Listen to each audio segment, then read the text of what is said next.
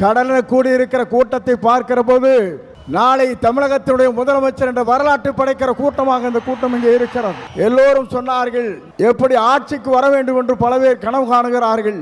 ஆனால் தமிழ்நாட்டு மக்களை பொறுத்தவரையிலும் நாளை தமிழ்நாட்டை ஆளப்போவது தளபதி தான். இதை யாராலும் மாற்றி காட்ட முடியாது என்ற வரலாறு தான் பெரியார் மண்ணிலே இன்றைக்கு காணுகிற காட்சியை நாங்கள் காணுகிறோம். சமுதாயம் என்பது தந்தை பெரியார் அவர்கள் குறிப்பிட்டதை போல ஏழை மக்களுடைய கண்ணீரை தீர்ப்பதற்கு ஒரு நல்ல தலைமை வேண்டும் என்று பல நாட்களாக மக்களுடைய கனவு இன்றைக்கு நிறைவேற்றப்பட்டிருக்கிறது.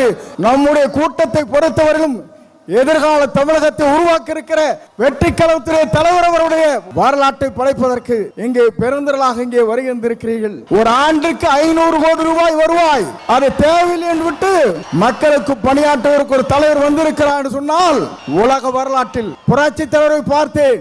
இன்றைக்கு புரட்சி தளபதி இன்றைக்கு காணுகிறேன். என்னை பொறுத்தவரையிலும் இது தீர்ப்பளிக்கிற கூட்டம். தீர்ப்பளிக்கிற கூட்டம் மட்டுமல்ல, நீங்கள் திரண்டு வந்தால் நாடே தாங்காது என்கிற முறையிலே தான் இங்கே அற்பை தின்று கொண்டிருக்கிறீர்கள். எவ்வளவு வெற்றி வர போகிறான் சொன்னார்கள்.